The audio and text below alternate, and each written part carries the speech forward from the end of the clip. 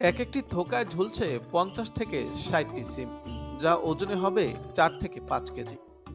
দেখতে কিছুটা তেঁতুলের মতো হলেও যিনি এই গাছ রোপণ করেছেন তার ভাষ্যমতে এটি চায়না জাতের হাইব্রিড সিম। থোকায় ঝুলতে থাকা সিমের ভারে নুয়ে পড়েছে মাচা। প্রথম দেখায় কাঁচা তেঁতুল মনে হলেও কাছে গেলে সেই ভুল ভাঙবে। বরিশালের কেন্দ্রীয় লঞ্চঘাট এলাকায় চায়না হাইব্রিড সিমের এমন ব্যতিক্রমী চাষাবাদ করে সবার নজর কেড়েছেন রিপন হাওলাদার। এই জাহাটা দিছিলাম মূলত আপনার লাউ গাছ বানানোর জন্য। তখন ওই যে আমার মামাই সিমের রিবের আলাদার সিমের আড়ি দিছে, এই সিম আর কি এটা শুকাইয়া ছোটো ছোটো ছিল ওগুলা। তা আমি আবার লাগাইছি বর্ষার আগে, বর্ষার 10-15 দিন আগে লাগাইছি। এই যে আল্লাহর রহমতে এই যে নিয়ামত 2 কেজি তো হবে ইনশাল্লাহ আল্লাহর রহমতে। এগুলাই অনেক উপরে যেগুলো আছে আপনার ওইটা আপনার 4 কেজি 3.5 কেজি 5 কেজি এরকম হয়। বরিশালের লঞ্চঘাট এলাকায় পরিত্যক্ত অনাবাদি জমিতে স্থানীয় ভাসমান মানুষদের সহায়তায় একটি কৃষি খামার করেন রিপন।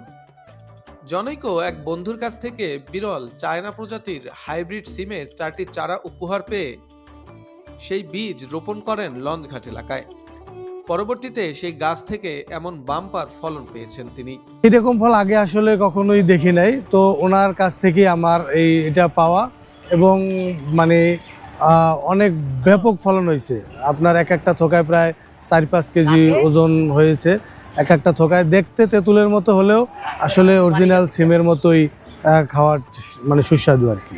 কৃষি খামারটির তত্ত্বাবধানে থাকা ইমাম হোসেন জানান, মোট 4টি হাইব্রিড সিমের চারা রোপণ করে প্রতিটি গাছ থেকে অন্তত 3 থেকে 4 মণ সিম পাওয়া গেছে। চলো সিম এটারে প্রথম মানে খাওয়ার উপযোগী যখন হবে তখন এটারে ভালো করে কুইটা পিঠা সিদ্ধ করতে হবে। সিদ্ধ করে এটা কষ ফেলাইতে হবে। কষ ফেলাইয়া আপনার ভর্তা খান, রান্না করে খান, শিং মাছ দিয়ে রান্না করে খান, গোস্ত দিয়ে খান। এই আডি সিমের আডিও খাওয়া যায়। আডিটা খুব সুন্দর। এই দেখাই আপনার একটা আডি ভেঙে দেখাই, তাহলে বুঝবেন কেমন দেশি সিমের মতো আডিগুলো। একেবারে আডিগুলো খুব লাল। এই দেখেন কত সুন্দর আডি, এখন পোক্ত হয় না এটা ভালো করিয়া। এই দেশি সিমের মতো আডিগুলো। সিমের পাশাপাশি বাঁধাকপি, বেগুন, টমেটো ও বিভিন্ন সবজিও চাষ করেছেন রিপন মিয়া। প্রতিদিন সেগুলোর নিয়ম করে যত্ন নেন তিনি। এটা আল্লাহর রহমত।